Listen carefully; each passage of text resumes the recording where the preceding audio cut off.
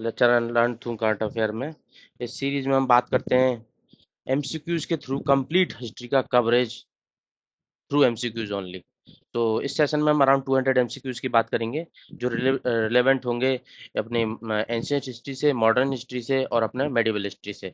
बस आपके combined question मैंने सीरीज में इंक्लूड किए गए हैं जो रिलेवेंट होंगे आपके अपकमिंग यूपीपीसीएस एग्जाम के लिए और अदर स्टेट एग्जाम्स के लिए ऑल्सो। सो हम स्टार्ट करते हैं इसके फर्स्ट एमसीक्यू से। First MCQ is under Harshavardhana rule empire was administratively divided into.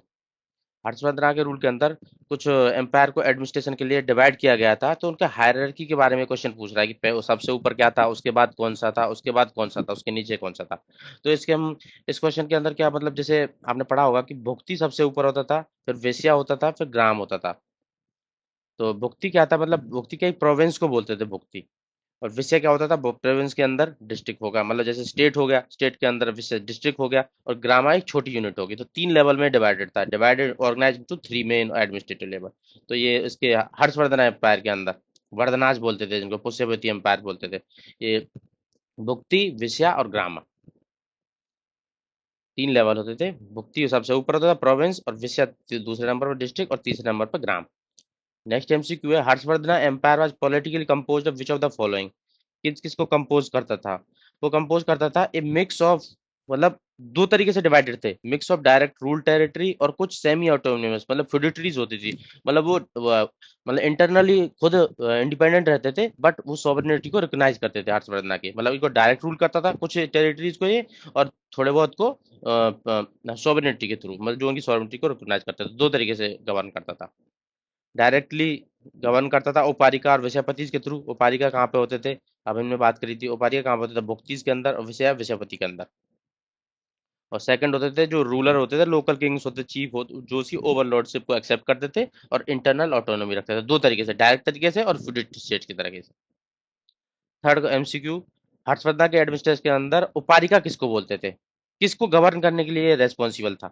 उपारिका किसको गवर्न करने के लिए रेस्पॉन्सिबल था, अभी मैं बताया था, भुक्ति होती थी सबसे ऊपर, फिर विषयाज होते थे, फिर ग्रामाज होते थे। जो उपारिका होता था स्टेट लेवल पर, स्टेट मतलब एक तरीके से ये भुक्ति जो प्रोविंस लेवल पे, प्रोविंस बोलते थे उस टाइम पे स्टेट को, तो उसको गवर्न करता था उपारिका।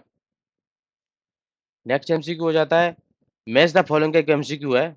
तो भुक्तिज को कौन गवर्न करता था, विषयाज को कौन गवर्न करता था, ग्रामाज को कौन गवर्न करता था, उससे रिलेटेड है। भुक्तिज को गवर्न करने के लिए कौन था, मैं आपको अभी बताया था, उपारिका होते थे। इस तरीके क्वेश्चन आते हैं, डायरेक्ट बोलेगा मैच द फॉलोइंग। पीसीएस के किसी भी एग्जाम में उठा के देख लेना, इस तरीके क्वेश्चन आ ही रहा है। तो आपको अच्छे से रिवाइज करना है, समझना है चीजों को, क्योंकि लास्ट टाइम आ चुका है, आप कंप्लीट बुक्स को उठा उठा के कवर नहीं कर पाओगे। कवर कर पाओगे जो इंपॉर्टेंट एमसीक्यू जिस फील्ड से क्वेश्चन उठा रहा है एग्जाम, उस फील्ड को पकड़ो, उसके एमसीक्यूज अटेम्प्ट करो। इधर इधर अटेम्प्ट करो, कोई टेस्ट सीरीज ज्वाइन करिए वहां पे अटेम्प्ट करो, पर अटेम्प्ट करो और समझो टाइम की महत्ता को। और विषयाज को कौन गवर्न करता था, विषय को विषयपति गवर्न करेगा, इससे तो पढ़ के ही समझ आ रहा है, और ग्रामाज को ग्रामिका। तो समझना कहा था, भुक्ति को कौन गवर्न कर रहा है, भुक्ति को उपारिका के, विषय को विषयपति और ग्रामाज को ग्रामिका। 3 लेवल के हर्षवर्धन एम्पायर के अंदर गवर्नेंस होती है, एडमिनिस्ट्रेटर। तो नेक्स्ट एमसीक्यू हो जाता है, कैपिटल क्या थी हर्षवर्धन की एम्पायर की आफ्टर कंसोलिडेटिंग पावर। मतलब दो कैपिटल थी, कि कहां से आते थे, पहले कैपिटल वहां पे बनाई थी, बट जब इनका पावर का, हर्षवर्धन ने पावर कंसोलिडेट कर दिया था ना, मतलब एक तरीके से सब पर रूल, सब लोगों के ऊपर ओवरलॉर्डशिप डिफाइन कर दी थी इसने, ये पावरफुल हो चुका था। उस टाइम पे इनकी कैपिटल किसको बनाया गया था, तो उस टाइम पे कैपिटल बनाया गया था भाई उज्जैन को। बट उससे पहले कौन थी, थानेसर। लोगों के दिमाग में ये भी आ सकता है, पर ये थानेसर से बिलोंग करते थे। पहले स्टार्टिंग में जब इन्होंने एम्पायर अपना शुरू किया था, एक्सपेंड करना शुरू किया था, उस टाइम पे थानेसर थी। बट क्वेश्चन पूछ रहा आवर आफ्टर कंसोलिडेटिंग पावर, जब इनकी पावर कंसोलिडेट हो गई थी, ये बहुत ज्यादा स्ट्रांग बन गए थे उस रीजन में, इन्होंने काफी रीजन को अपने एक्वायर कर लिया था, तब उसके अंदर उज्जैन की कैपिटल थी। सॉरी सॉरी सॉरी, उज्जैन ही गलती से मेरे से उज्जैन लग गया, कन्नौज इसकी कैपिटल थी, कन्नौज। कन्नौज इसकी कैपिटल थी, this is the wrong, Ujjain नहीं, कन्नौज, वो थोड़ा गलती हो गया मेरे से, सॉरी। कन्नौज इनकी कैपिटल बनी थी। नेक्स्ट एमसीक्यू हो जाता है, थानेसर और कन्नौज से रिलेटेड वही एमसीक्यू, थानेसर क्या थी और कन्नौज क्या था, मैच द फॉलोइंग करना है इसका। तो ये ओरिजिनल कैपिटल हर्षा डायनेस्टी, और political and cultural centre of Harsha. ये ओरिजिनल कैपिटल थी, स्टार्टिंग में थानेसर थी, बाद में जब उनकी पावर कंसोलिडेट हो गई थी, तब कन्नौज को कैपिटल बनाया था। और कन्नौज कैसे कैसे उभर के आया, पॉलिटिकल कैपिटल भी थी और कल्चरल सेंटर था हर्षा के अंदर। तो 1 और 2 इसका आंसर होगा। नेक्स्ट एमसीक्यू हो जाता है, इसी पुष्यभूति डायनेस्टी से रिलेटेड, पुष्यवंती मतलब स्टार्टिंग किसने की थी इसकी डायनेस्टी, पुष्यभूति के थे, राजवर्धना हर्षवर्धना के बच्चे थे। तो पुष्यभूति डायनेस्टी, तो ये मैच द फॉलोइंग है, फाउंडर ऑफ डायनेस्टी कौन था, कैपिटल बिफोर कन्नौज क्या थी, हर्षवर्धन का रेन कब था, तो उससे रिलेटेड मैच द फॉलोइंग करना है इसमें। तो पुष्यभूति डायनेस्टी से रिलेटेड कौन थे, मतलब पुष्यभूति ने स्टार्ट किया था इसको, फाउंडर सॉरी फाउंडर का मतलब फाउंडर का क्या आंसर आएगा, पुष्यभूति। तो बी का 2 है, ठीक है। कैपिटल कन्नौज से पहले कौन थी, थाने से हम बात कर सके, सी का 3 है, ठीक है। और अब क्या होता है, हर्षवर्धन का रेन कुछ सेंचुरी की बात कर रही हूँ, तो डी का 4 है, 7 सेंचुरी। पुष्यभूति डायनेस्टी से रिलेटेड कौन है, हर्षवर्धन जी रिलेटेड है। तो ये मतलब 1 2 3 4 लगातार आंसर रहेगा इसका। Pushyabhuti dynasty also known as, किस डायनेस्टी के नाम से इसको जाना जाता है, इनके नाम का जो सरनेम था राज्यवर्धना हर्षवर्धना, तो वर्धना डायनेस्टी से भी इसको जानते थे, पुष्यभूति डायनेस्टी को। ये भी अच्छा कॉन्सेप्ट है, ये एग्जाम से उठाया मैंने डायरेक्ट। ऑथर ऑफ हर्षचरिता, हर्षचरित्रा किसने लिखी है, बायोग्राफी किसकी है, हर्षवर्धना की। तो इसको किसने लिखा है, इसका आंसर आपको पता होना चाहिए, बाणभट्ट इसके कोर्ट पोएट थे, उन्होंने इसको लिखा है हर्षचरिता को। Banabhatta was court poet of which Indian ruler, अभी उसी से रिलेटेड है, हर्षवर्धना, हर्षचरिता लिखी थी इन्होंने। First historical biography in Indian literature, मतलब किसी की बायोग्राफी पहली बार कब लिखी गई इंडियन लिटरेचर के अंदर, किसको माना जाता है ये हर्षवर्धना जी की जो हर्षचरिता थी ना, इसको ही सबसे पहले लिखा गया था, तो इसी को माना जाता है first biography. Famous Sanskrit romantic novel Kadambari किसके द्वारा लिखा गया है, एक संस्कृत में है, सबसे पहले आपको बात ये पता है किस लैंग्वेज में है, संस्कृत में है, ये रोमांस से रिलेटेड है, और कदम्बरी किसने लिखा है ये भी आपको पता होना चाहिए। ये भी बाणभट्ट जी ने लिखा है, जो कोर्ट पोएट थे हर्षवर्धना के, बाणभट्ट ने कदम्बरी भी लिखा है और हर्षचरिता उनकी ऑटोबायोग्राफी भी, और संस्कृत के अंदर लिखा है। Harshacharita written by Banabhatta was compose, अब इसका भी लैंग्वेज पूछ लिया इन्होंने नेक्स्ट एमसीक्यू में, तो ये भी संस्कृत, मतलब जो एक लैंग्वेज को पकड़ के चल रहे हैं ना, तो उसी से रिलेटेड सारी लैंग्वेज में ये सारे जो भी नॉवेल्स वगैरह या किसी की बायोग्राफी वगैरह लिखते हैं उसी लैंग्वेज में लिखते हैं, तो ये भी संस्कृत में आंसर आ जाएगा इसका। Finally next MCQ, modern modern से रिलेटेड कुछ एमसीक्यू होंगे। चंद्रगुप्त मौर्य को किसने सक्सीड किया था, चंद्रगुप्त मौर्य, चंद्रगुप्त मौर्य का आपको याद करने की मैं एक तरीका बता देता हूँ, CBA मतलब जैसे ABC है ना, तो उसको उल्टा कर लो, चंद्रगुप्त मौर्य बिंदुसार और अशोका। तो चंद्रगुप्त मौर्य के बाद किस कौन कौन आए थे, बिंदुसार, डायरेक्ट आंसर लगा सकते हो आप इसका। उनके बेटे थे, सेकंड रूलर थे, और अशोका के फादर थे। उसके बाद किसने अमित्र गाथा का स्लेयर ऑफ एनिमीज का नाम का टाइटल लिया था, किसने लिया था ये टाइटल, ये नेक्स्ट एमसीक्यू आपसे पूछ रहा है, तो ये बिंदुसार जी ने लिया था, second ruler of Mauryan empire, Bindusara ने Amitraghata slayer of enemy का। और जो ग्रीक जो सोर्सेज है ना, उसमें इसको अमित्र गाथा को अमित्रोचेट्स के नाम से भी बुलाया जाता है, बिंदुसार की जो उन्होंने जो इनको एक मतलब टाइटल मिला था अमित्र गाथा का स्लेयर ऑफ एनिमी, तो उसको ग्रीक लैंग्वेज में अमित्रोचेट्स के नाम से जाना जाता है।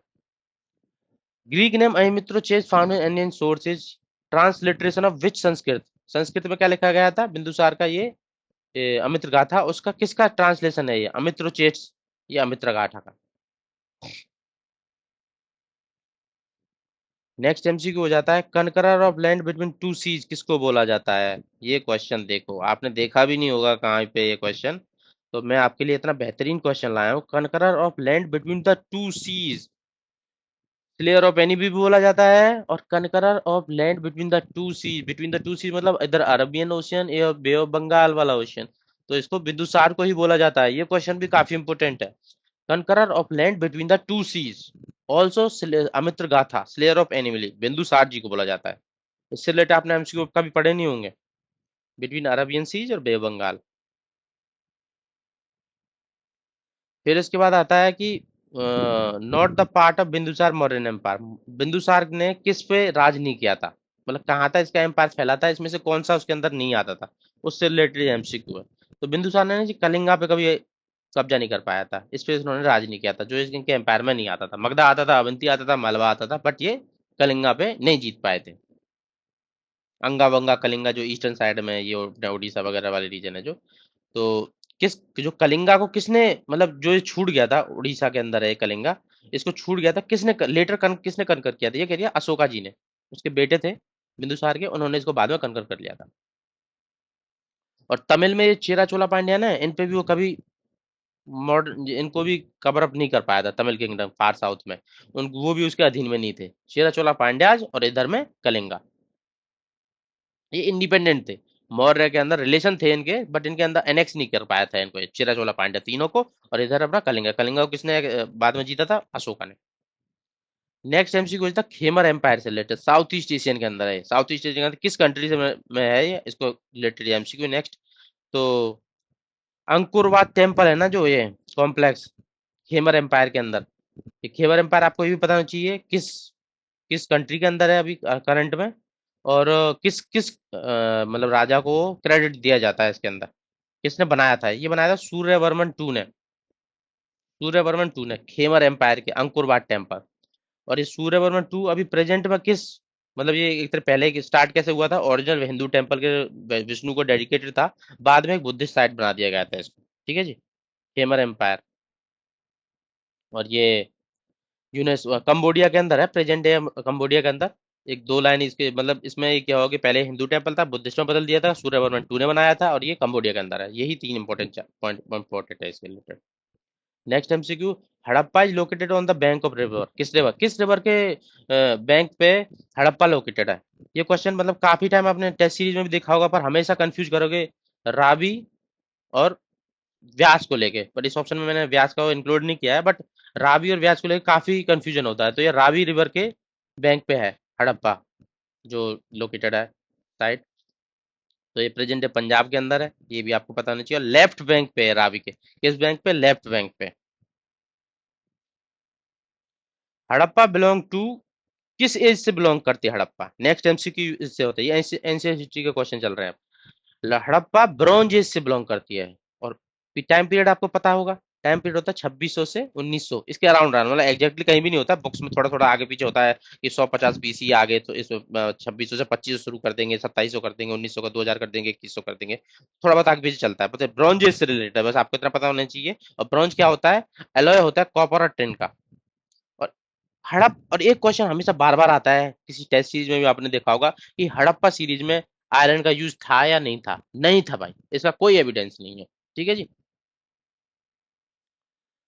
व्हाट वाज द टर्म साल भोगा used for during the Chola Chola period, Chola period के अंदर कुछ टर्म है जो मैं लैंड ग्रांट दिए जाते थे, उससे रिलेटेड पांच छह एमसीक्यू हम लगातार डिस्कस करेंगे। तो साल भोगा किस लैंड को बोलते थे चोला एम्पायर के अंदर, ये क्वेश्चन पूछ रहा है। साल भोगा को आप ऑप्शन पढ़ के आइडिया लगाओगे थोड़ा, तो स्कूल्स के लिए ग्रांट होता था, land granted for maintenance of school, इसको साल भोगा बोलते थे। नेक्स्ट एमसीक्यू है, देवदाना किसको बोलते थे, देव को दान कर दिया, देव को दान कर दिया, तो देव कहाँ बैठते हैं, टेम्पल के अंदर, तो ये लैंड ग्रांटेड टू टेम्पल हो गया। समझते जाना, दिमाग में डालते जाना, ब्रह्म दिया, ब्रह्म मतलब ब्राह्मण को दिया, ब्राह्मण को दिया, लैंड असाइन टू ब्राह्मण रिलीजियस स्कॉलर एक्टिविटी, इन पे टैक्सेबल नहीं होते थे, जो जो लैंड जो फ्री में दे रहा है ना, ये स्कूल को दे दिया, स्कूल में क्या टैक्स लेगा, बच्चे पढ़ने आएंगे, ब्राह्मण दिया, ब्राह्मण को दे दिया, उससे भी क्या टैक्स लेगा। और अपना ये देवदाना भगवान के मंदिर बनाने के लिए दे दिया, उससे भी क्या टैक्स लेगा। नेक्स्ट एमसीक्यू हो जाता है, पली चंदनम, ये लैंड ग्रांट किसको दी जाती थी, ये मैंने अभी एक एग्जाम में देखा था, दो तीन मतलब महीने पहले ही एग्जाम में आया है, तो ये काफी एमसीक्यू इंपॉर्टेंट हो जाता है। पली चंद्रम किसको ग्रांट दी जाती है, जैनाज को दी जाती है, जैन के इंस्टीट्यूशन बनते थे उनके लिए दी जाती थी, क्वेश्चन समझ रहे हो। और Velan Velan Vagai refers to Chola administration, Velan Vagai किसको बोलते थे, ये लास्ट था इसका, मतलब जो ये लैंड ग्रांट वगैरह देते थे। तो वेलन वगाई क्या होते थे कि जो मतलब जो पीजेंट्स को दी जाती थी, पीजेंट्स को किस लिए दी जाती थी, खेती करेंगे और उससे रेवेन्यू हम कलेक्ट कर पाएंगे, जिससे बाकी हम सब चीज को फंडिंग कर पाएंगे, तो वेलन वगाई पीजेंट्स को दी जाती थी और उससे रेवेन्यू कलेक्ट करते थे। नेक्स्ट एमसीक्यू हो जाता है, फाउंडर पूछ लिया भाई इंपीरियल चोला का, चोला डायनेस्टी का फाउंडर पूछ लिया, इंपीरियल चोला का डायनेस्टी का फाउंडर कौन था, विजयाला था। और जो करिकाला था, ये कब किस टाइम पे था, ये इंपीरियल चोला था या अर्ली चोला होते थे उससे पहले, उस टाइम पे था, जो थर्ड बीसी से, जो अपना संगमेश के टाइम पे थर्ड बीसी से थर्ड सी के टाइम पे था, उससे रिलेटेड करिकाला जी हैं। पर जो इंपीरियल चोला ना बाद में जो आए 8th 9th सेंचुरी के अराउंड, वो विजयाला है, फाउंडर विजयाला। तो हम बात कर लेते हैं, विजयला फाउंडर माने जाते हैं इंपीरियल चोला के, जो 9th सेंचुरी में स्टेब्लिश हुई थी डायनेस्टी। और इनका पावर कहाँ से स्टार्ट हुई थी, थंजूवर से, मुत्तियार से, चीफ से इसको कैप्चर करके इन्होंने अपनी पावर के रूप में स्टार्ट की थी। जो करिकल है ना, ये अब इससे रिलेटेड बात कर रहे थे, ये भी ऑप्शन दिया था और काफी अच्छे इसको गलत करते हैं। ये करिकला है ना, जो अर्ली चोला एम्पायर था ना संगम एज के टाइम पे, उसके फाउंडर है। और जो विजयालय है वो मेडिएवल चोलाज के फाउंडर है।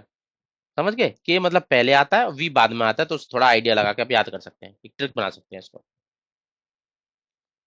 अब कुछ मैच द फॉलोइंग क्वेश्चन आ गया इससे related. Early Cholas, early Cholas को क्या बोलते थे भाई?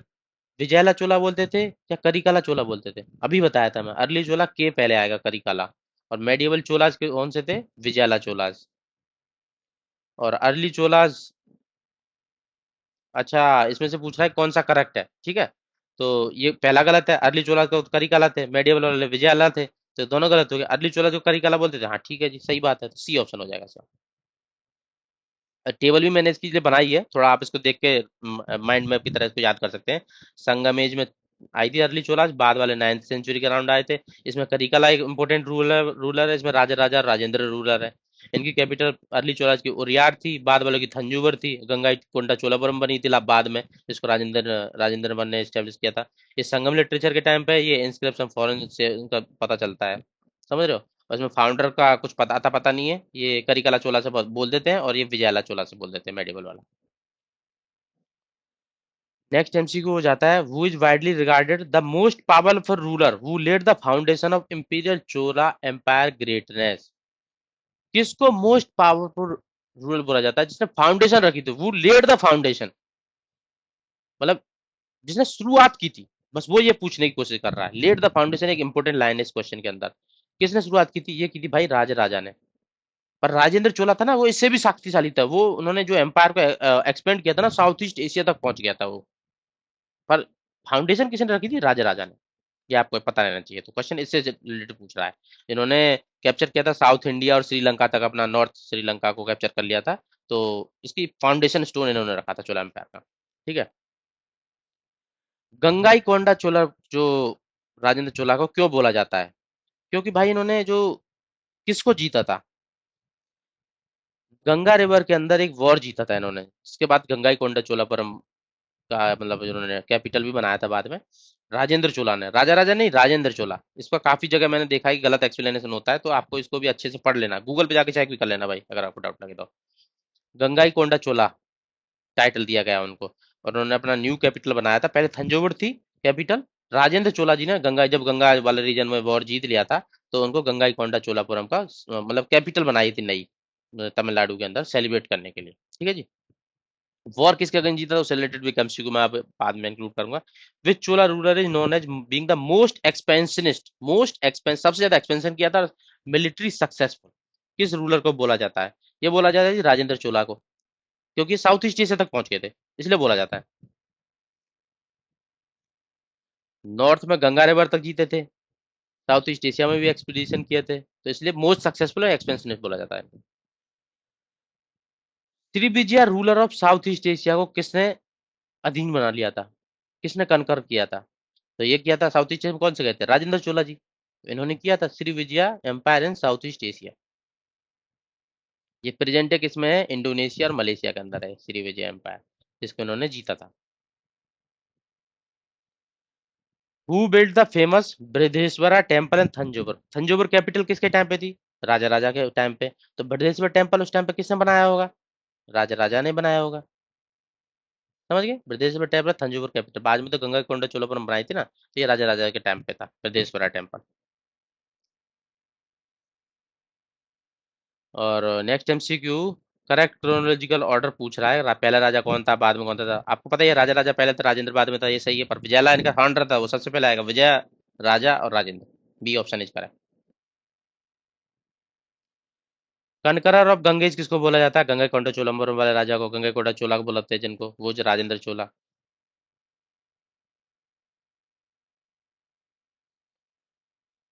किसके अगेंस्ट इन्होंने जो कैंपेन था, जो गंगा एरिया के अंदर, गंगा रिवर के नजदीक इन्होंने जीता था, वो कौन था, कौन सा रूलर था? अभी मैं बोला था आपको पहले, एक्चुअली मैंने इंक्लूड किया है क्योंकि ये भी टेस्ट सीरीज में काफी देखा है मैंने। ये थे महिपाला ऑफ बंगाल, पाला डायनेस्टी, जिसको गंगा रिवर के अंदर इन्होंने हराया था। तो इसके बाद इन्होंने टाइटल लिया था अपना Mahipala of Bengal. Bronze statue of Nataraja जो पाया जाता है इनके चोला एम्पायर में, वो लॉर्ड शिवा को किस डांस पोस्चर में उन्होंने दिखाया है, किस डांस पोस्चर में दिखाया है? वो तांडव करते हुए दिखाया गया है भाई। नटराजा का स्टैचू है जो ब्रॉन्ज ब्रॉन्ज का, वो लॉर्ड शिवा को तांडव करते हुए दिखाया गया है उसमें। उत्तर में यार इंस्क्रिप्शन है, वो किसके डिटेल इन्फॉर्मेशन देते हैं चोला पीरियड में, किस प्रेजेंट डे स्टेट में है ये? जो उत्तर में यार इंस्क्रिप्शन है, ये किस स्टेट में अंदर मिलते हैं? ये मिलते हैं तमिलनाडु के अंदर। इससे रिलेटेड एक इम्पोर्टेंट वो है जी, मतलब जो चोला एम्पायर के अंदर ये कूदो, ये आजकल करंट अफेयर में भी था, मैंने देखा था ये कुडू वाला सिस्टम, जो लॉर्ड ड्राइंग मेथड रहता था ना, इलेक्ट रिप्रेजेंटेटिव इलेक्ट करने के लिए, इसको बच्चे को भेज के एक लॉर्ड्स में नाम रखे थे, तो जो उठाता था उसको एक, मतलब उसको अपॉइंट कर दिया जाता था किसी पोस्ट पे, ये ग्रामीण लेवल पे इसको ऐसे मेथड को यूज किया जा सकता था। ये विलेज सेल्फ गवर्नेंस वाला, detail guideline for village self governance, इसके अंदर थी उत्तर प्रयाग इंस्क्रिप्शन के अंदर। समझ रहे हो, इसमें विलेज को कैसे गवर्न करना है उससे रिलेटेड इसके अंदर डेटा था। बैटल ऑफ सकरखेड़, अब ये कब आ गया? ये मेडिव पीरियड के कुछ क्वेश्चंस आ गए हैं। काफी बैटल्स के बारे में जो क्वेश्चंस आते हैं एमसीक्यू के फॉर्मेट में, पीसीएस लेवल पे, एसएससी लेवल पे और अदर एग्जाम्स में, इससे डायरेक्टली वही क्वेश्चन है यहाँ पे। बैटल ऑफ सकरखेड़ा किस foundation state of which important state in Indian state, मतलब कौन सा स्टेट बना था इस बैटल के बाद, सकरखेड़ा के बैटल के बाद? वो बना था भाई हैदराबाद स्टेट। और किस किस के बीच में लड़ा गया था ये भी आपको बताना चाहिए। ये जो निजाम उल मुल्क थे ना, असफजाह वन बोलते थे, जैसे असफजाह डायनेस्टी का फाउंडेशन किया था इसके बाद इन्होंने, मतलब ये फाउंडर थे उसके, तो उसके बीच में, और मुबेरिज खान जो मुगल एम्पायर के अंदर गवर्नर थे डेक्कन एरिया में, उसके बीच में लड़ा गया था। बाद में इन्होंने निजाम उल मुल्क ने से जीत के इस एरिया को अपना इंडिपेंडेंस एक तरीके से एम्पायर बना लिया था। निजाम उल मुल्क और मुबेरिज खान के बीच में बनाया गया था। समझ रहे हो? नेक्स्ट एमसीक्यू हो जाता है सैयद ब्रदर से रिलेटेड। कौन रेस्पॉन्सिबल था इनके डाउनफॉल के लिए और सैयद बदर को मारने के लिए लेटर मुगल टाइम में? मुगल वाला कौन सा मेन लीडर कौन था, ये एमसीक्यू पूछ रहा है, मेन लीडर कौन था? ये था कि मोहम्मद शाह के टाइम पे हुआ था ऐसा event. Mohammad Shah main leader था, और उसका साथ किसने दिया था ये भी आपको, मतलब सैयद बदर के बारे में पता नहीं जी क्या क्या नाम था, हुसैन अली और अब्दुल्ला खान थे, हुसैन अली और अब्दुल्ला खान थे। ठीक है जी। औरंगजेब की डेथ के बाद यही इंपॉर्टेंट, मतलब ये किंग मेकर होते थे, इनको किंग मेकर बोलते थे। और मोहम्मद साहब मेन था जिन्होंने प्लॉट किया था इनके डाउनफॉल के लिए, क्योंकि ये बोलते थे मतलब ये किंग मेकर थे, तो मतलब जो मर्जी चाहे जिसको अपॉइंट कर दें, और मर्जी मर्जी चाहे उसको हटा दें अगर उनके अकॉर्डिंग वो काम नहीं करता था। तो इनका सपोर्ट किसने किया था? और मतलब ये मोहम्मद शाह जी के सपोर्ट में कौन आए थे? निजाम उल मुल्क और सादत खान और हुसैन अली के असैन में हेल्पफुल थे। सादत खान, निजाम उल मुल्क और सादत खान। हुसैन अली को मार दिया था, अब्दुल्ला खान को इम्प्रिजन कर दिया था, बाद में उसको भी मार दिया था। ठीक है जी। बैटल ऑफ पालखेड़ 1728 में लड़ा गया था, और किस टू मेजर पावर्स के बीच में लड़ा गया था ये? बताओ। बैटल ऑफ पालखेड़ किसके बीच में लड़ा गया था? ये लड़ा गया था, ये हैदराबाद का जो निजाम था 24 में, कौन बना था? असफजाह वाला, और मराठास के बीच में। निजाम उल मुल्क और मराठास के बीच में, मराठा की तरफ से कौन था? बाजीराव वन। तो आपको पता ही होगा कौन जीता होगा, ये मराठा वाले ही जीते होंगे, पावरफुल थे उस टाइम पे। बाजीराव जो brilliant use mobile cavalry Swift movement outnumbered Nizam and forced him to retreat and eventually sign a treaty। treaty से इसको फिनिश अप कर दिया गया। ठीक है जी। बैटल ऑफ पालखेड़, दिमाग में रहना चाहिए बिल्कुल, निजाम और हैदरा मराठा के बीच में। उलुग खान का टाइटल किसको दिया गया after successfully defending against the Mongolian जो इन्वेड किए थे दिल्ली में? तो उसके बाद ये उलुग खान का टाइटल किसने अज्यूम किया था? ये किया था गयासुद्दीन बलबान ने। गयासुद्दीन बलबान ने उलुग खान का टाइटल लिया था जब इन्होंने मंगोल्स को इन्वेड करने से रोक लिया था। ये किसके अंदर सर्व करते थे? स्टार्टिंग में सुल्तान नसरुद्दीन मोहम्मद के अंदर सर्व करते थे। उनके मोस्ट पावरफुल टर्किश नोबल था ये, मतलब पार्ट ऑफ चहलगानी किसको बोलते थे? 40, जो 40 इंपोर्टेंट नोवेल्स होते थे ना टर्किश के, चहलगानी का एक पार्ट थे ये। सुल्तान नसरुद्दीन मोहम्मद के अंदर काम करते थे, गयासुद्दीन बलबान जी को ही उलुग खान का टाइटल दिया गया था। तो ये 1266 के बाद इन्होंने खुद से लीडरशिप ले ली थी, सुल्तान बन गए थे, पहले उसके अंदर काम करते हैं नोबल की तरह, पर बाद में खुद ही सुल्तान बन गए थे। और इन्होंने इंट्रोड्यूस किया था एक kinship based on Persian tradition. Which ruler of Delhi Sultanate is associated with blood and iron policy? To suppress nobles and maintain authority. मतलब जो अभी मैं बात किया हूँ ना, इन्होंने जो पर्शियन ट्रेडिशन को इंट्रोड्यूस किया है, तो उससे रिलेटेड ये एमसीक्यू है। नेक्स्ट किसने ये सब पॉलिसी को, blood and iron policy to nobles को सप्रेस करने के लिए और अथॉरिटी अपनी जमाने के लिए किसने यूज किया था? ये जी गयासुद्दीन बलवान जी ने किया था, जो नसरुद्दीन मोहम्मद के अंदर पहले थे, बाद में फिर नोबल थे, बाद में खुद ही किंग बन गए थे। तो इन्होंने किया था। एक कैसे करते थे ये जो, specially Chahalgani group of 40 Turkish noble थे ना, उन पे अपनी पावर जमाने के लिए उन्होंने किया था ये। कैसे करते थे? हार्ड पनिशमेंट देते थे, मिलिट्री स्ट्रेंथ को बढ़ाया था, और क्या करते थे? सिजदा कराते थे, राजा आ रहा है सब देखने आओ, प्रोस्टेशन, पाइबोज, उनके पैरों को चूमो। और idea of divine right of kingship को इन्होंने प्रमोट किया था। दीवाने इंसा ड्यूरिंग द दिल्ली सल्तनत, इसका फंक्शन क्या था? दीवाने इंसा का, इसका फंक्शन क्या था दिल्ली सल्तनत के टाइम पे? इसका फंक्शन था दीवान इंसा का, जो रॉयल करस्पॉन्डेंस स्टेट डॉक्यूमेंट होते हैं ना, मतलब जैसे रॉयल का कुछ पेपर आ रहा है, उससे रिलेटेड ये डिपार्टमेंट था। दीवान इंसा दिल्ली सल्तनत के टाइम पे डिपार्टमेंट क्या से डील करता था? ये डील करता था, कोई प्रोक्लेमेशन आया, फरमान है, लेटर है, डिप्लोमेटिक कम्युनिकेशन है, रिकॉर्ड्स को मेंटेन करना है, कॉन्फिडेंशियल रिपोर्ट है, तो उससे रिलेटेड ये रहता था। इसका हेड कौन होता था? दाबिर खास और इंसाए मामला।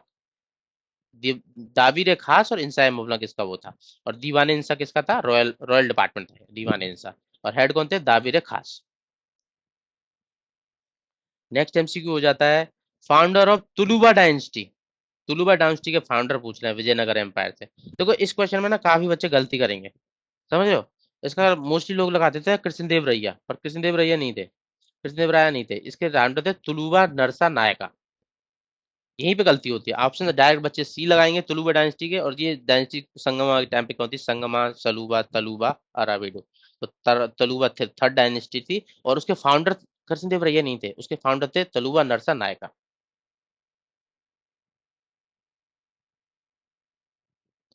Who founded Vijayanagara empire in 1336 में?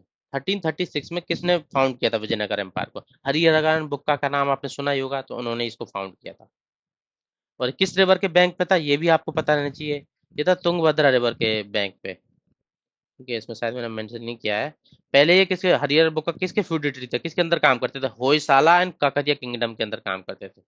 और इनको किस सेंट की गाइडेंस मिली थी, जिससे इन्होंने अपना हिंदू रूल साउथ इंडिया में रिवाइव किया था? With the guidance of saint विदरायना।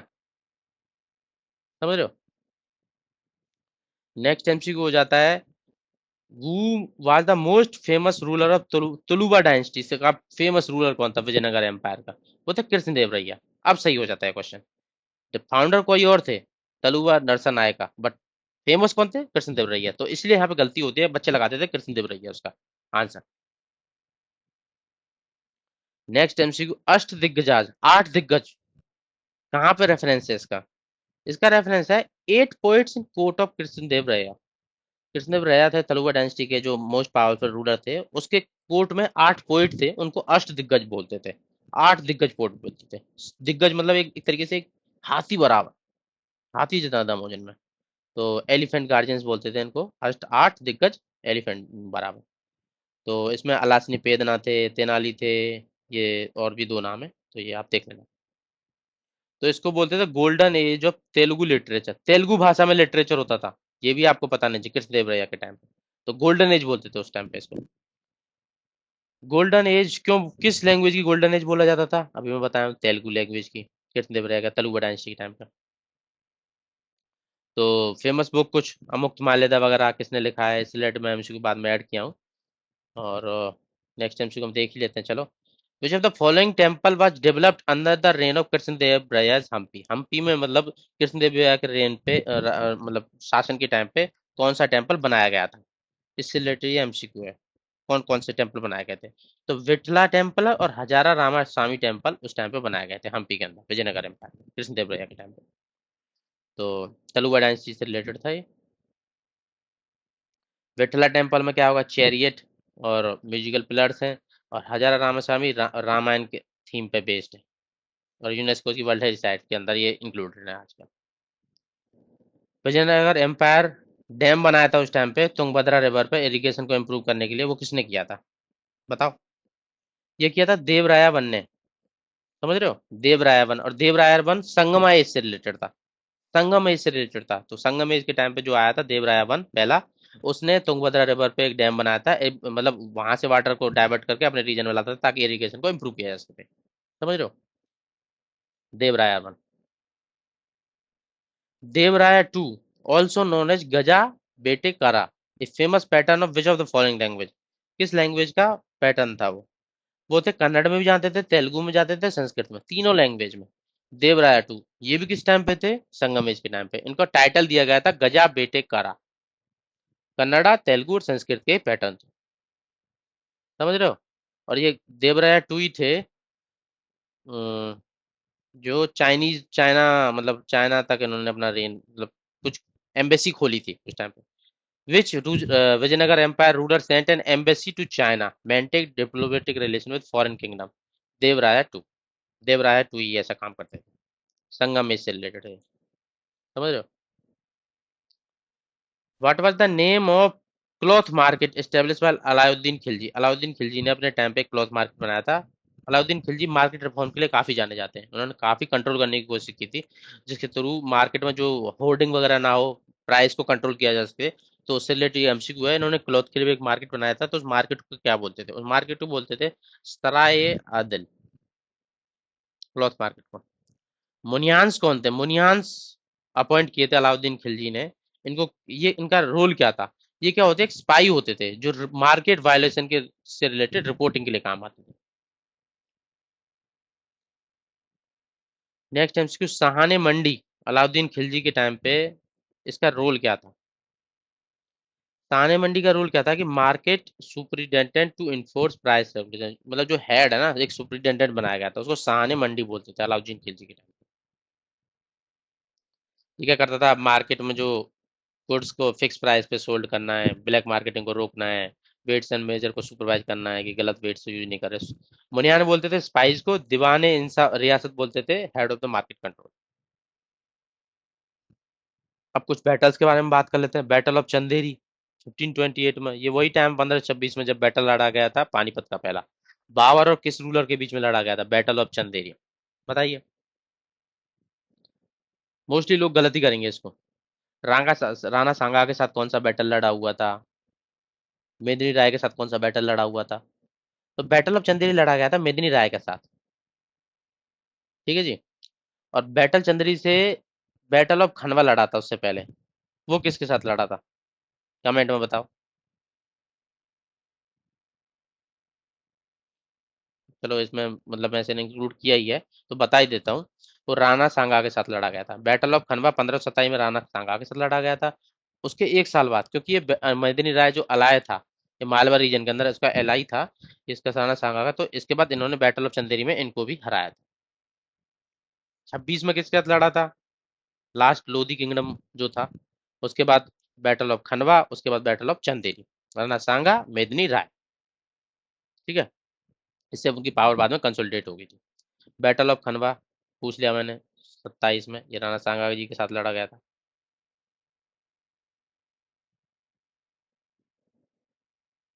1526 में जो पानीपत की लड़ाई हुई थी, उसके बाद 1527 में बैटल ऑफ खनवा, फिर battle of Chanderi. Next MCQ हो जाता है, किसने आगरा सिटी को फाउंड किया और इसको अपनी कैपिटल बनाया सबसे पहले? मतलब आगरा को फाउंडेशन स्टोन किसने रखा, और जिसके बाद बनाने के बाद उसको अपनी एक कैपिटल के रूप में, इनमें से कौन सा लोधी किंगडम था? वो था सिकंदर लोधी, सिकंदर भैया। ठीक है जी, 1504 में इन्होंने आगरा को बनाया था, उसको अपनी कैपिटल शिफ्ट कर दिया था। ठीक है, अपनी कैपिटल वहां पे शिफ्ट कर दी थी, दिल्ली से डायरेक्ट आगरा चले गए थे सिकंदर लोधी जी।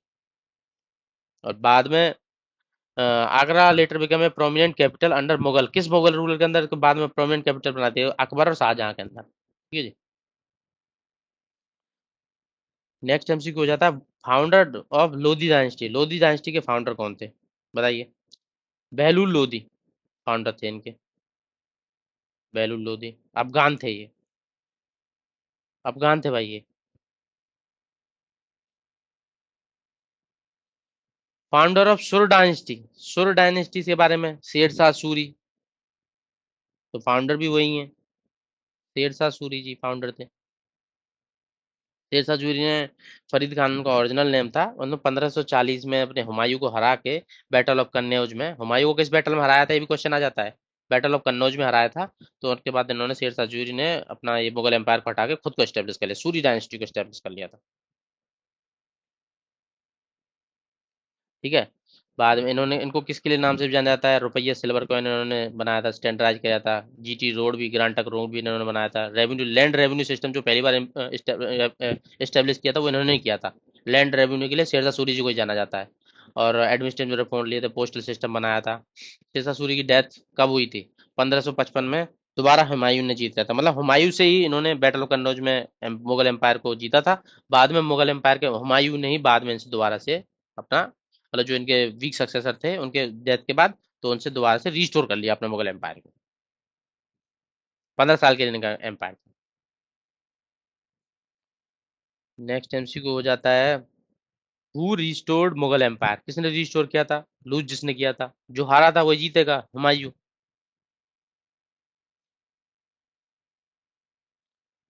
रुपया किसने इंट्रोड्यूस किया था? सिल्वर का एक कॉइन था, किसने इंट्रोड्यूस किया था? अभी मैं बताया था, शेरशाह सूरी ने। शेरशाह सूरी ने रुपया इंट्रोड्यूस किया था, सिल्वर का, जिसको आज में मॉडर्न, जो इसने मॉडर्न करेंसी का फाउंडेशन स्टोन रखा था। और गोल्ड भी, मतलब ट्राई मेटालिक इन्होंने इंट्रोड्यूस किया था, गोल्ड के भी कॉइन, कॉपर के भी और सिल्वर के भी। सिल्वर का रुपया पता ही है आपको, कॉपर वाले को दाम बोलते थे और गोल्ड वाले को मोहर बोलते थे। और रुपया तो मुगल ने भी कंटिन्यू किया और आज भी मॉडर्न टाइम में भी इसको बोला ही जाता है। नेक्स्ट एमसीक्यू हो जाता है, first ruler to introduce systematic land revenue system in history. Land revenue system मतलब जो सिस्टमेटिक लैंड का रेवेन्यू कैलकुलेट करना किसने शुरू किया था? मैं भी आपको बताया था, शेरशाह सूरी जी ने किया था। तो ये भी इन्हीं से रिलेटेड है। जब्त सिस्टम बोलते थे इसको, लैंड मेजरमेंट जब्त सिस्टम, जिसमें क्रॉप यील्ड के बेसिस पर, फर्टिलिटी के बेसिस पे रेवेन्यू कलेक्ट किया जाता था। और रेवेन्यू फिक्स किसके बेसिस पे किया जाता था? लास्ट 10 ईयर्स के एवरेज यील्ड के बेसिस पे। और बाद में इसको और एडवांस कर दिया था राजा टोडरमल के साथ मिलकर अकबर ने। तो मैच द फॉलोइंग के क्वेश्चन है, जो जो लैंड रेवेन्यू से रिलेटेड आजकल जितना भी हुआ है हिस्ट्री में, तो उससे शेरशाह सूरी जी ने क्या किया था? Introduce systematic land revenue system with land measurement, सही बात है, जब्त सिस्टम इन्होंने ही शुरू किया था, शेरशाह सूरी ने। अकबर ने क्या किया था? रिफाइन कर दिया था, institutionalise land revenue on Sher Shah model. इसके मॉडल पे इन्होंने उसको रिफाइन करके इंस्टीट्यूशनलाइज कर दिया था राजा टोडरमल के साथ में। Raja Todarmal implemented the Dahsala system. Dahsala system मतलब 10 साल के जो एवरेज प्रोडक्शन के बेसिस पे कैलकुलेशन करके इन्होंने अकबर को हेल्प किया था इसको इंस्टीट्यूशनलाइज और रिफाइन करने में। अलाउद्दीन खिलजी ने कंट्रोल किया था land revenue through state officer, but without detail measurement. Measurement नहीं की थी पर स्टेट ऑफिसर के थ्रू ये कंट्रोल करता था, मार्केट रिफॉर्म के नाम से भी जाना जाता था। तो ए 1 2 3 4 इसका आंसर होगा। जब सिस्टम किसने इंट्रोड्यूस किया था? शेरशाह सूरी ने। और अकबर ने उसको एक्सपेंड किया था, ये अपने क्या नाम है इनका, ये राजा टोडरमल के साथ मिलके। राजा टोडरमल को दहसाला सिस्टम से रिलेटेड माना जाता है। और अलाउद्दीन खिलजी ने ऑफिसर के थ्रू गवर्न किया था, मार्केट को कंट्रोल रिफॉर्म लाए थे, बट इन्होंने डिटेल मेजरमेंट नहीं किया था। Dahsala system, 10 year average land revenue policy. Next MCQ हो जाता है, जंजीर अदल, चेन ऑफ जस्टिस, आगरा में, आगरा फोर्ट के अंदर किस सिटीजन्स को जस्टिस देने के लिए, मतलब क्या होता था कि इसमें एक जेल लटका दी गई थी जिसके अंदर खींचते थे सिटीजन आके डायरेक्ट, तो डायरेक्ट गुहार लगा सकते थे वो राजा के दरबार में घंटी को बजा के कि हमको प्रॉब्लम है, उसका उसका आंसर दीजिए, उसका सवाल जब हमें हमें प्रॉब्लम से निकालिए। तो ये किस राजा ने किया था? ये किया था जहांगीर ने। और आपको पता ही होगा कैपिटल किसने शिफ्ट की थी दिल्ली से आगरा पहली बार? सिकंदर लोधी ने। नेक्स्ट एमसीक्यू, विच मुगल एम्पर रिकवर्ड कांधार, कांधार को किसने रिकवर किया था? सफाविद से, सफाविद ने इसे जीत लिया था कांधार को।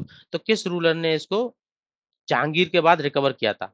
इसको किया था शाहजहां ने रिकवर। बाद में फिर से इसको सफावी जीत लेते हैं, पर रिकवर एक टाइम के लिए शाहजहां ने इसको कर लिया था।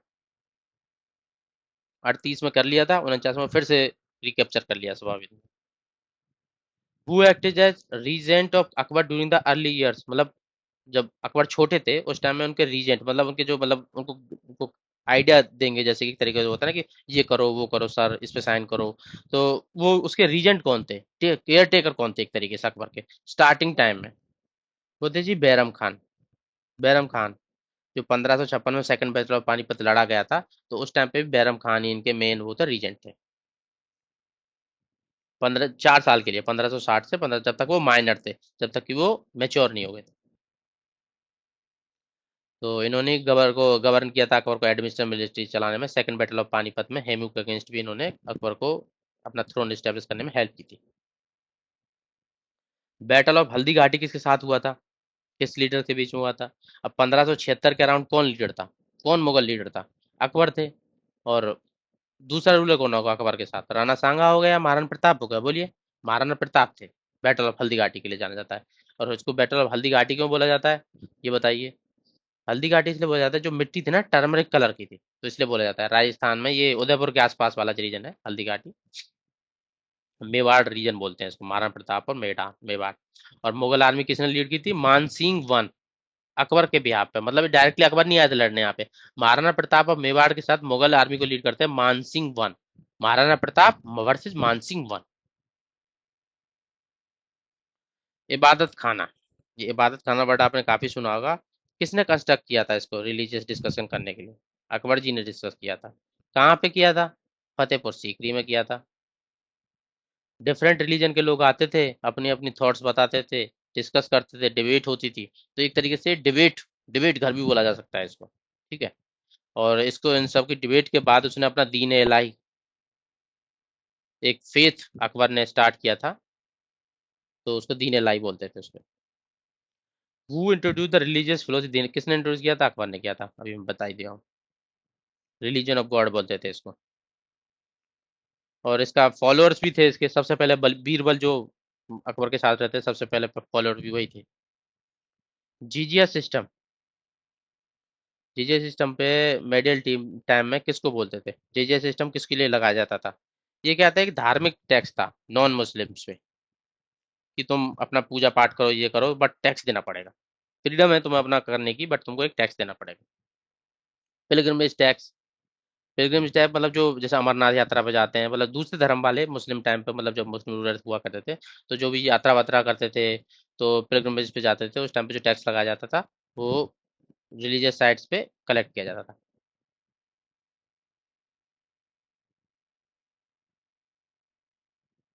Battle of Ghaghra, next MCQ हो जाता है भाई बैटल ऑफ घाघरा से। घाघरा रिवर कहाँ पे, पता रहना चाहिए। 1529 में किस किस के बीच में ये लड़ा गया था? ये लड़ा गया था बाबर, अफगान और सुल्तान ऑफ बंगाल के बीच में।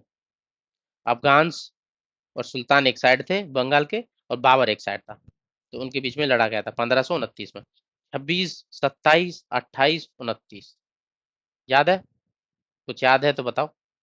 पहले किसके साथ हुआ बैटल ऑफ पानीपत, तो battle of Khanwa, battle of Chanderi, अब बैटल ऑफ घाघरा।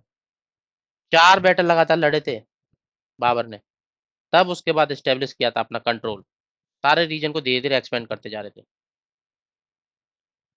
तो इसमें क्या हुआ था, ये गंगा और घाघरा रिवर बिहार में है, उस रीजन में लड़ा गया था। ठीक है। और इसमें कौन कौन थे वो हम बात कर लेते हैं। ये जो महमूद लोधी थे ना, जो लोधी डायनेस्टी को 15 बैटल पानी में हरा दिया था, उनकी तरफ से वो ये थे, और बंगाल की तरफ से सुल्तान नुसरत ऑफ बंगाल थे, और दूसरी तरफ बाबर थे। तो महमूद लोधी और सुल्तान नुसरत शाह, इनके साथ बाबर ने युद्ध लड़ा था। विच dynasty rule Delhi for longest duration के लिए राज करने वाली डायनेस्टी कौन सी है? इसका आंसर मोस्टली लोग गलत करेंगे, तो ये तुगलक डायनेस्टी। ठीक है। तुगलक डायनेस्टी ने सबसे ज्यादा रूल किया था, अराउंड 94 ईयर्स के लिए। गयासुद्दीन रूलर तुगलक उसके फाउंडर थे। ये क्वेश्चन भी एग्जाम में आ सकता है। और बस इतना ही इस क्वेश्चन से रिलेटेड। तो इकबाल नामा ए जहांगीरी, ये बायोग्राफी जो कंटिन्यू करती है तुजुके जहांगीरी, जहाँ पे एंड होती है, तो ये किसने लिखी थी? भाई, तुजुके जहांगीरी तो जहांगीर ने खुद ही लिख दी, बट उसके बाद उसकी, जब उनकी डेथ हो गई थी, तो उनकी स्टोरी को कंटिन्यू किसने किया था? इकबाल नामा ए जहांगीरी। इसको किस राजा ने लिखा, मतलब किसने को पोएट ने लिखा था? इसको लिखा था मुतमिद खान ने, मुतमिद खान ने लिखा था इसको। समझ रहे हो? ये Iqbal Jahangiri was written by Mutamid Khan, एक हिस्टोरियन था जहांगीर कोर्ट में। पर जो तुझ की जहांगीरी थी ना, वो जहांगीर ने खुद ही लिख दी थी। तो इकबाल नामा जहांगीरी किसने लिखी थी? मुतमिद खान ने। और जो तुझो के जहांगीरी, ये जहांगीर ने खुद लिखी थी। नेक्स्ट एमसीक्यू इससे रिलेटेड है, तुझो के जहांगीर किसने लिखी थी? ये जहांगीर ने लिखी थी खुद हिमसेल्फ। और ये किसमें लिखी गई थी? पर्शियन लैंग्वेज में। ये भी क्वेश्चन अच्छा हो जाता है। Next MCQ Akbarnama. अकबरनामा किसने लिखा है भाई? इसके क्रॉनिकल है 3। तो अकबरनामा किसने लिखा है? कौन था कोर्ट पोइट, कौन था उसका जिसने इसको लिखा है? ये लिखा अबुल फजल ने। अकबरनामा, ए से अकबरनामा, ए से अबुल फजल। इसको और अकबर, ट्रिपल ए। अबुल फजल अकबरनामा अकबर लिखा है। ये अकबर अबुल फजल ने लिखा है। ये 3 वॉल्यूम का पर्शियन वर्क है। फर्स्ट 2 वॉल्यूम में क्या है कि अकबर का रेन कैसा था, अचीवमेंट क्या है, वो सब डिस्कशन किया है। और थर्ड वॉल्यूम जो लास्ट वाला वॉल्यूम है, एन ए अकबरी जिसको बोलते हैं, उसमें क्या होता है कि मुगल एम्पायर से जो रिलेटेड है ना, मतलब अकबर पर फोकस नहीं है, मुगल एम्पायर में जैसे जैसे होता था administration, culture, economy, social custom कहते हैं, उनसे रिलेटेड है। नवरत्नाज किसको बोला जाता था कोर्ट अकबर में? कौन इसका मेंबर नहीं था? ये क्वेश्चन नेक्स्ट ये पूछ रहा है कि नवरत्ना जो अकबर के टाइम पे थे उसके कोर्ट में, तो उससे रिलेटेड इनमें से कौन उसके अंदर नहीं आता था? ये अमीर खुसरो जी नहीं आते थे। अबुल फजल था, बीरबल था, तानसेन था, मतलब अलग अलग डिफरेंट डिफरेंट फील्ड से जो एक्सपर्ट्स थे ना, उनको नवरत्न, 9 जेम्स बोलते थे अकबर के टाइम पे। तो अबुल फजल जैसे हिस्टोरियन था जिन्होंने अकबरनामा लिखा है। बीरबल क्या था? विजडम, बुद्धिमान आदमी था जो उसको गाइड करते थे। उसके बाद तानसेन था, म्यूजिशियन। टोडरमल थे जो फाइनेंस मिनिस्टर थे। फाइजी पोएट स्कॉलर थे। ये अमीर खुसरो जी थे ना, ये दिल्ली सल्तनत में अलाउद्दीन खिलजी के टाइम पे थे, अकबर के टाइम पे नहीं थे। परमानेंट सेटलमेंट जो बंगाल में इंट्रोड्यूस किया गया था, वो किस टाइम पे किया गया था? अराउंड 93। कौन था 93 पे गवर्नर जनरल? का नाम था बताइए। कॉर्नवालिस था। बंगाल प्रेसिडेंसी के अंदर इंट्रोड्यूस किया गया था और बाद में एक्सपेंड किया गया था बंगाल, बिहार और उड़ीसा, इन्हीं रीजन में। और कुछ थोड़े और छोटे मोटी जगह हैं, पर मेनली कंसिडर कहाँ से किया जाता है? बंगाल, बिहार और उड़ीसा। इसमें क्या होता है, जमींदार को हेरिडेटरी लैंड ओनर दिया गया था। समझ रहे हो? फिक्स कलेक्शन किया जाता था, मतलब रेवेन्यू फिक्स कर दिया गया था, इतना देना है भाई। जिससे जमींदार को जो जमींदार काफी एक्सप्लॉइट करते थे। और ये मैं बता ही दिया हूँ आपको, बिहार और उड़ीसा में इसको बाद में एक्सपेंड कर दिया गया था। परमानेंट सेटलमेंट कहाँ कहाँ पे था? बंगाल, बिहार, उड़ीसा, अभी डिस्कस किया है। और ये थोड़े बहुत जैसे नॉर्थन मद्रास, तो हम ये मतलब आंसर में होगा तो ही इंक्लूड करना, बनारस रीजन में भी है, but mainly majorly Bengal, Bihar और उड़ीसा में था। एक टेबल बनाई है मैंने इससे रिलेटेड। और रैयतवाड़ी सिस्टम आपको पता ही होगा, बॉम्बे और मद्रास वाले रीजन में, जिसमें डायरेक्ट किसान से, रैयत से ही टैक्स कलेक्ट किया जाता है। महालवारी में जैसे माल अलोकेट कर दिया जाता है ग्राम लेवल पे, नॉर्थ वेस्ट प्रोविंस के अंदर। और था ये मेनली। तो ये एक टेबल है, इस टेबल के थ्रू आप ये अच्छे से समझ सकते हैं। परमानेंट सेटलमेंट लॉर्ड कॉर्नवालिस ने किया था। Ryotwari Thomas Munro, Captain Read ने किया था 1820 के अराउंड। और महलवारी हॉर्ट मैकेंजी ने 1822 में विलियम बेंटिकेट के साथ मिलकर किया। ठीक है जी। ये बंगाल, बिहार, उड़ीसा में, ये मद्रास, बॉम्बे, पार्ट ऑफ कुछ असम। और ये Mahalwari system north west province, Punjab और पार्ट ऑफ सेंट्रल इंडिया। और इसमें जमींदार डायरेक्टली होता था, इसमें रयोत्स होते थे, इसमें विलेज हेडमेंट्स होते थे। ये जमींदार डायरेक्टली हेरिडेटरी ऑनर थे, रयोते ऑनर थे। इसमें ग्राम कलेक्टिव वो ऑनरशिप होती थी उसकी। इसमें फिक्स कर दिया गया था। इसमें पीरियडिकल, दोनों में पीरियडिकली रिवाइज किया जाता है, रयोतवारी, महलवारी में। और इसमें रेस्पॉन्सिबिलिटी जमींदार की होती थी, इसमें रयोत की होती थी डायरेक्टली, और इसमें विलेज हेडमेंट की होती थी। अब अगर क्रॉप फेल होगी तो जमींदार को देना ही देना है, इसमें रयोत को देना है, इसमें कम्युनिटी शेयर कर लेती थी आपस में। ठीक है जी। नेक्स्ट एमसीक्यू चार्टर एक्ट से रिलेटेड कुछ एमसीक्यू बात कर लेते हैं। Which charter act ended the east India company trade monopoly in India? India में जो ईस्ट इंडिया कंपनी की ट्रेड मोनोपोली जो धीरे धीरे खत्म होती जा रही थी, उसको मतलब मैक्सिमम लेवल पर खत्म कर दिया था, एक्सेप्ट टी और ट्रेड विद चाइना। ये 1813 में हुआ था। ठीक है, 1813 में हुआ था। पहली बार under the charter of which charter act के अंदर लॉ मेंबर क्रिएट किया गया था गवर्नर जनरल की काउंसिल में? ऐसा कब किया था पहली बार लॉ का मेंबर? अब लोग सोच जाते हैं 1909 के एक्ट के अंदर, जब स्वतंत्र प्रताप सिन्हा को लॉ मेंबर की तरह इंक्लूड किया गया था। बट वो क्वेश्चन का आंसर नहीं है और उसमें ऑप्शन भी नहीं है। वो लॉ मेंबर 1833 में आया था इसमें। वो मैकुले थे ना, मैकुले मिनट्स, तो उस टाइम पे लॉ मेंबर को पहली बार इंक्लूड किया गया था। First step to legislative council, मतलब लेजिस्लेटिव काउंसिल का बाद में आई थी, 53 में आई थी, 1853 में। तो लॉ मेंबर पहली बार 33 में इंक्लूड किया गया था। क्रिश्चियन मिशनरी किस एक्ट के अंदर आए थे? 1813 के अंदर आए थे। Open competition of Indian civil service कब स्टार्ट किया गया था? 53 में बात की गई थी। 33 में बात की गई थी, बस बोर्ड ऑफ कंट्रोल ने रोक दिया था, बाद में 53 में दोबारा इसको मतलब इंट्रोड्यूस ही कर दिया गया था डायरेक्ट। कितने मेजर चार्टर है? चार्टर एक्ट मतलब जो चार्टर एक्ट कब कितने थे? वो नंबर ऑफ चार्टर एक्ट पूछ रहा है। तो चार्टर एक्ट कब से शुरू हुआ था? 93 से शुरू हुआ था और 53 तक 20-20 साल गैप में 90। तो चार थे, 93, 13, 33 और 53। चार इसका आंसर है। चारों यहाँ पे मेंशन किए हुए हैं। ठीक है। रॉलट एक्ट किसकी रिकमेंडेशन पे है? ये होते सर सिडनी रॉलट, इनकी रिकमेंडेशन पे इंट्रोड्यूस किया गया था।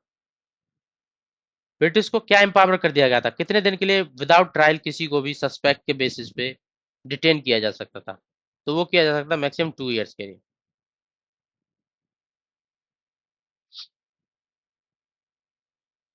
डुअल सिस्टम कहाँ पे इंट्रोड्यूस किया गया था बंगाल में? किसने इंट्रोड्यूस किया था? क्लाइव ने इंट्रोड्यूस किया था जब वो सेकंड टाइम पे गवर्नर बने थे वहां के। 65 में। ड्यूअल सिस्टम क्या है कि दीवानी जो रेवेन्यू कलेक्शन कौन होगी, किसकी रेस्पॉन्सिबिलिटी है? ईस्ट इंडिया कंपनी की। बट जो लॉ एंड ऑर्डर को मेंटेन करना निजामती फंक्शन है तो नवाब के पास देती है। अब उसके पास पैसा है नहीं और ना उसके पास फोर्स है, फोर्स भी ईस्ट इंडिया कंपनी देगी, तो वो एक तरीके से पपेट बन गया बीच में। ड्यूअल सिस्टम वहां पे हो गया। बाद में इसको 72 में वॉरेन हेस्टिंग ने अबॉलिश कर दिया करप्शन और इनएफिशिएंसी को चलते हुए। Dual system Pitt's India act से रिलेटेड है। जो dual system Pitt's India act के अंदर आया था, डिवीजन किसके अंदर, इसमें किस किस का डिवीजन किया गया था बताइए?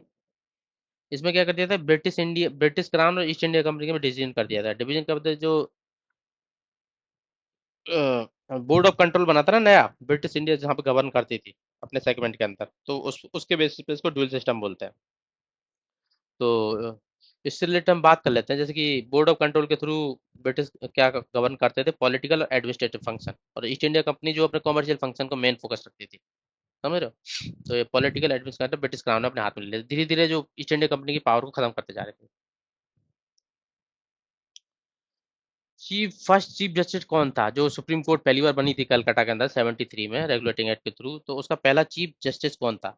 तो उसके चीफ जस्टिस थे एलिजा इम्पे। ये एसएससी के अंदर आया हुआ है क्वेश्चन।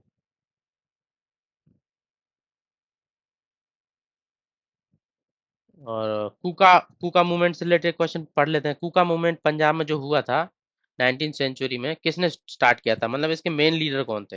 इसके मेन लीडर थे बाबा राम सिंह। बाबा राम सिंह ने किया था। एक कुका, और एक कुका होते कौन है? ये नामधारी होते हैं। एक निरंकारी होते हैं, नामधारी होते हैं। ये क्या करते हैं? Simplicity in lifestyle, discouraging idol worship, promotion of swadeshi, passive resistance to British policy. ठीक है। ये गांधी जी से मतलब बाबा राम सिंह है ना, वो नॉन कोऑपरेशन के पायनियर कंसिडर किए जाते हैं। गांधी जी के टाइम से पहले इनको ही कंसिडर किया जाता है। ठीक है। 1857 के अराउंड उन्होंने पंजाब में उन्होंने कुका मूवमेंट की फाउंडेशन की थी। मतलब जब ये 1857 का रिवॉल्ट हुआ था उसके अराउंड है। उनको गांधी जी से पहले नॉन कॉपरेशन मूवमेंट स्टार्ट करने के लिए, पायनियर करने के लिए कंसिडर किया जाता है। ये नामधारी से एक्ट से रिलेटेड है। तो पायनियर ऑफ यही क्वेश्चन नॉन कॉपरेशन बॉयकॉट का गांधी जी से पहले किसको? बाबा राम सिंह को। Next MCQ. आईएनसी को 1870 इंडियन नेशनल एसोसिएशन 1876 किसने फाउंड किया था इसको? इसको फाउंड किया था सुरेंद्र नाथ बैनर्जी ने 76 के अंदर। ठीक है। और ये कैलकाटा में किया था आनंद मोहन बोस के साथ मिलके। ये इंडियन नेशनल एसोसिएशन ही है बाद में, जो बाद में आईएनसी फॉर्म होगी जिसके चलते हुए। ठीक है। तो इसका मेन पर्पस क्या था? इसका मेन पर्पस था इंडियन की वॉइस को यूनिफाई करना अगेंस्ट ब्रिटिश पॉलिसी। किसने स्टार्ट किया था? सुरेंद्रनाथ बैनर्जी ने आनंद बोस बॉस के साथ मिलकर। नेक्स्ट एमसीक्यू हो जाता है, इंडियन नेशनल एसोसिएशन किसके साथ मर्ज होगी थी बाद में? आपको पता ही है, आईएनसी बना था, तो ये इन्हीं के प्रयत्न के थ्रू आईएनसी बना था, तो इसमें मर्ज होगी थी बाद में। नेक्स्ट एमसीक्यू हो जाता है, विच of the following best describe the nature of Indian national association? ये किस तरीके की एसोसिएशन थी? ये मॉडरेट्स थे। ये लीडर थे ना जो सुरेंद्रनाथ बैनर्जी आनंद बोस बॉस, मॉडरेट्स थे और रिफॉर्मिस्ट थे। तो ये इनकी एक तरीके से बेस्ट डिस्क्राइब करते हैं nature of Indian national association.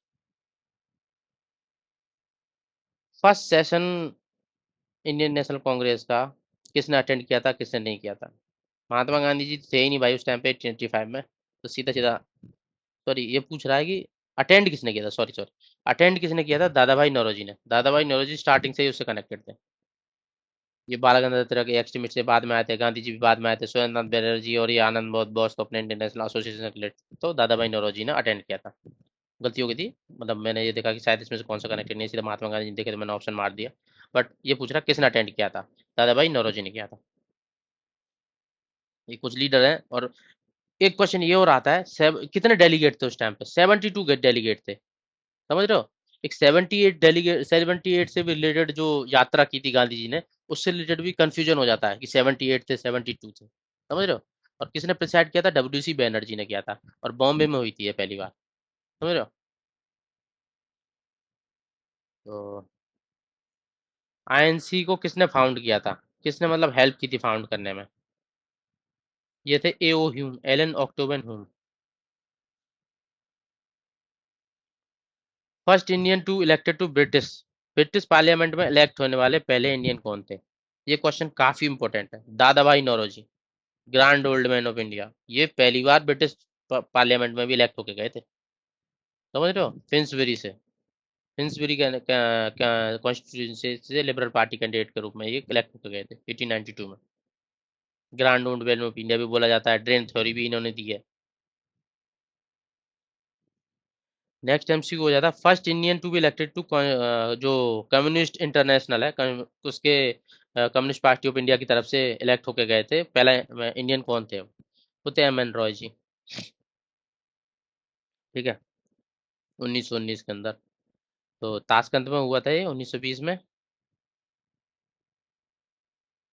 और इन्होंने सेकंड कांग्रेस में पार्टिसिपेट किया था।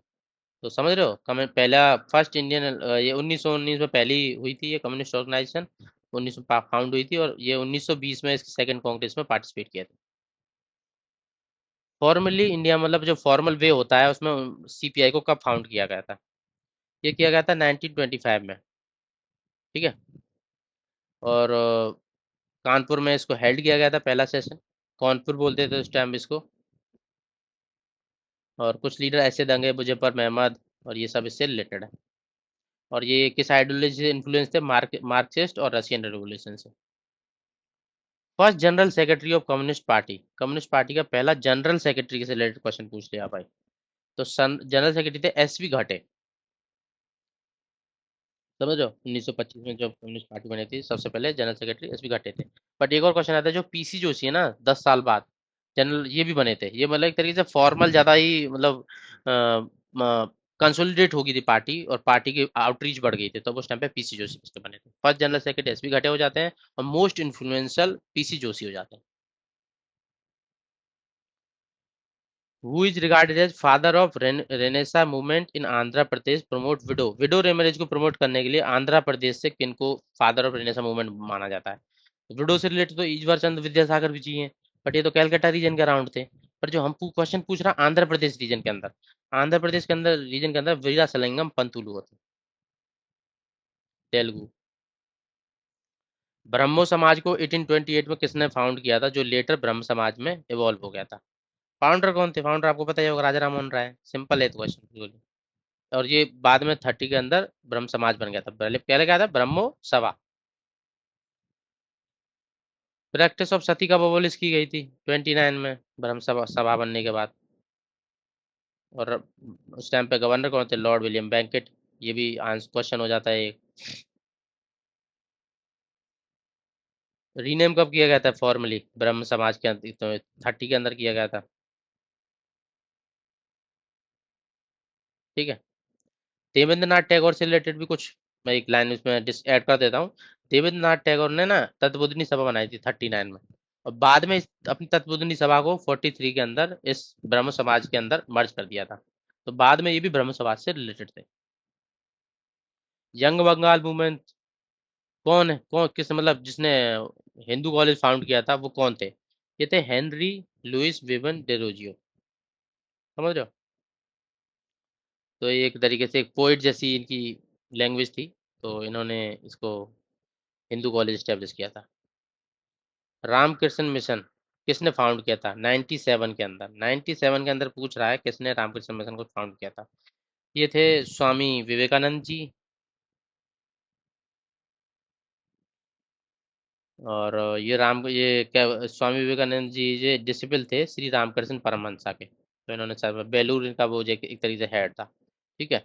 इनका मोटो क्या था? आत्मानो मोक्षार्थम जगत हितैषा, for one's own salvation and for the welfare of the world. ठीक है। एक मोनिस्टिक इंस्टीट्यूशन था ये। नेक्स्ट एमसीक्यू हो जाता है सेल्फ रेस्पेक्ट मूवमेंट जो तमिलनाडु में 1925 में हुआ था, उसको किसने फाउंड किया था? ये क्वेश्चन काफी एग्जाम में आया हुआ है। ये किया था ईवी रामास्वामी पेरियार ने। ठीक है जी। इसमें क्या किया जाता था कि सेल्फ रेस्पेक्ट, अपने रेस्पेक्ट बचाने के लिए जो भी जो डाउन प्रिविलेज लोग थे, जैसे विदाउट ब्राह्मण मतलब ब्राह्मणों को, मतलब जो काफी इंटरकास्ट मैरिज कराते थे, विडो रीमैरिज कराते थे, ऑपरेसिव कस्टम्स के अगेंस्ट जाके बात करते थे, मतलब ये एंटी ब्राह्मण एक तरीके थे self respect movement. Who is credit with writing the autobiography by an Indian woman? पहली बार किसी इंडियन वुमेन ने अपनी ऑटोबायोग्राफी लिखी थी, तो किसको इनका क्रेडिट दिया जाता है? ये रसुंदरी देवी जी। इसमें और ऑटोबायोग्राफी लिख रही है, अपनी वोमेन से रिलेटेड लिख रही है कि कैसे लेडीज को दबाया जाता है, कैसे उनको आगे नहीं आने दिया जाता है। तो पहली बार ऑटोबायोग्राफी किसी लेडी ने इंडियन हिस्ट्री में लिखी थी, वो थी रसुंदरी देवी ने। और उसको ये बंगाल से रिलेटेड थी, अमर जीवन माई लाइफ 1876 में लिखी थी। तो इसमें क्या लिखा था कि कैसे वोमेन को पढ़ने लिखने से रोका जाता है, तो उसको टैबू माना जाता है, तो उससे रिलेटेड ये बुक थी, ये बंगाल से रिलेटेड थी। ठीक है। नेक्स्ट एमसीक्यू, ये भी वुमेन से एजुकेशन से रिलेटेड है। तो सिग्निफिकेंस क्या है इसका? इसका सिग्निफिकेंस है कि एक डॉक्यूमेंट है वुमेन कैसे स्ट्रगल करती है लिटरेसी और सेल्फ एक्सप्रेशन से रिलेटेड। और बेगम रुकया शेखावत हुसैन से रिलेटेड एमसीक्यू है, ये भी एक तरीके से फेमिनिस्ट पायनियर थी। तो इन्होंने क्या लिखा था? सुल्तानाज ड्रीम, एक बुक लिखी थी, नोवेल लिखी थी उन्होंने। उन्होंने सुल्ताना ड्रीम लिखी थी। इसमें भी ड्रीम कैसे अपना एक वो बनाया था उसने कि जहाँ पे वुमेन राज करेंगी और मेंस को वुमेन की तरह ट्रीट किया जाएगा, उनको घर से बाहर नहीं निकलने दिया जाएगा, पर्दा सिस्टम फॉलो करेंगी और घर का काम ही करेंगी, बस पढ़ने लिखने दिया जाएगा। तो उनका एक ड्रीम था एक। तो कंट्रीब्यूशन क्या है Begum Rokeya make Muslim girl in colony, जो मुस्लिम लोगों लड़कियों के लिए उन्होंने क्या कंट्रीब्यूशन दिया है? तो उन्होंने क्या किया था कि एक शेखावत मेमोरियल स्कूल खोला था लेडीज के लिए उस टाइम पे। तो उसमें क्या किया था कि ये लेडी लैंड इमेजिन करती थी, एक तरह की यूटोपिया, मतलब ऐसे सोचती थी वो। Women will lead, man will be secured, a complete reversal of purdah, मतलब जो लेडीज का रोल है वो जेंट्स मैन ले लेंगे, और जो मैन का रोल है वो लेडी ले लेंगे, मतलब लेडी लैंड हो जाएगी एक तरीके से। ये भी कैलकाटा से है। एक बॉम्ब फोड़ा गया था मॉडर्न हिस्ट्री में ब्रिटिश वायसराय पे इंडियन फ्रीडम स्ट्रगल में, वो कौन सा वायसराय था? ये तो लॉर्ड हार्डिंग है, ये दिल्ली में जो चांदनी चौक की तरफ आ रहे थे। ठीक है, 1912 के अंदर। तो इसमें क्या था? रास बिहारी बोस इंक्लूडेड थे और बसंत कुमार बिस्वास था। तो किस टाइम पे फोड़ा गया था, किसके लिए प्रोटेस्ट कर रहे थे ये? जो कैपिटल को ट्रांसफर किया था 1911 में कलकत्ता से दिल्ली। बॉम्ब अटैक 1912 में, इसको किस कॉन्स्पिरेसी के नाम से भी जाना जाता है? दिल्ली में फेड़ा गया था, दिल्ली कॉन्स्पिरेसी के बोलेंगे, सिंपल सी बात है। किस वायसराय ने शिफ्ट किया था कैपिटल को इंडिया में कलकत्ता से दिल्ली? उस टाइम पे कौन वायसराय हेडिंग पे फोड़ा गया था? हेडिंग नहीं किया होगा। First Asian to receive Nobel prize, वो कौन सा पहला एशियन था जिसको नोबेल प्राइज मिला था? ये मिला था भाई रविंद्रनाथ टैगोर जी को। और कौन से टाइम पे मिला था? सन आपको जाना जरूरी है, 1913 के टाइम पे मिला था। लिटरेचर के लिए मिला था। ये पहला नॉन यूरोपियन था भाई इस प्राइज को जीतने वाला। और और किसके लिए बोला था? Collection of poem Gitanjali, Gitanjali जो सॉन्ग ऑफरिंग्स थी ना उसके लिए, जिन्होंने ट्रांसलेट किया था उसको इंग्लिश में, उसके लिए मिला था उनको 1913 में। और इन्होंने ही अपना नेशनल एंथम लिखा जनगण गण, उसके बांग्लादेश का अमर सोन बांग्ला भी इन्होंने ही लिखा है टैगोर जी ने। रविन्द्रनाथ टैगोर को गुरुदेव कौन बोलते थे? गांधी जी बोलते थे, और गांधी जी को ये बोलते थे पिताजी, मतलब वो एक तरीके से फादर ऑफ मतलब इंडिया बोलते थे ये वो उस तरीके से। ठीक है। और वो टैगोर क्या बोलते थे? महात्मा, ग्रेट सोल। गांधी जी इनको गुरुदेव बोलते थे, और ये टैगोर गांधी जी को बोलते थे ग्रेट सोल, महात्मा। सब्सिडरी सिस्टम किसने इंट्रोड्यूस किया था? उस टाइम पे कौन गवर्नर जनरल थे? ये थे वेलेस्ली, 99 के अराउंड। तो ब्लैक होल जो ट्रेजेडी हुई थी, रेप्रेसिव नेचर, किस एक्ट को माना जाता है? इसको मतलब कौन सा एक्ट है जिसको ब्लैक बिल के नाम से उपाधि दी गई है? ये था रॉलट एक्ट, 1919 का। और इसको anarchical and revolutionary crime act भी बोला जाता है। ठीक है। इसमें क्या होता है कि 2 साल के लिए without trial, arrest without warrant, in camera trial, secret courts के अंदर, restriction of freedom of expression. ठीक है। और ये सिडनी रॉलट ने इसको चेयर किया था उस टाइम, रॉलट एक्ट के लिए। जलियांवाला बाग मैसकर हुआ था इसके बाद।